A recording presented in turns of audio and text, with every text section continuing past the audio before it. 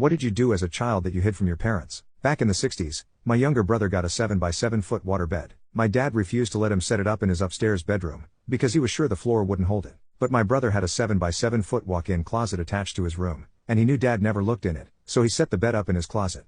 After a few days, he got to thinking about how heavy it really was, and if it fell through the floor, it would end up on our parents' bed, so he decided to take it down. My dad always came home at noon for lunch, left at 12:30 for work, and then walked back in the door every night at exactly 2 minutes past 5, so that gave us 4.5 hours to complete the task.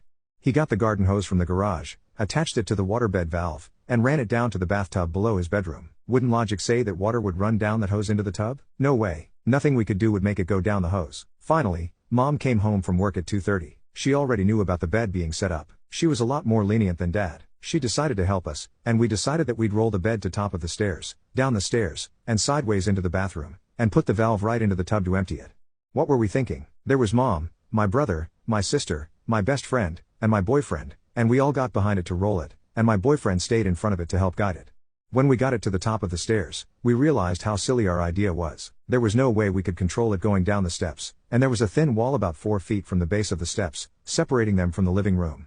Soon as we got it around the corner and leaning into the stairs, we realized we couldn't hold it, and I yelled at Tom to get out of the way. He leapt from the top step to the bottom landing and took one step sideways into the kitchen, just as the bed came down the steps and hit that wall.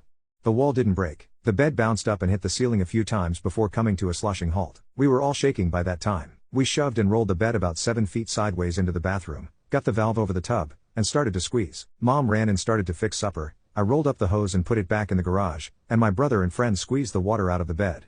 It was finally empty about 4:45. My brother rolled it up and ran it out to his trunk. My mom set the table, and at 2 minutes past 5 Dad walked in the door. We all sat down to a normal supper, and nobody ever told him just how strong his house actually was. But we all had a hard time keeping a straight face while we were eating that supper.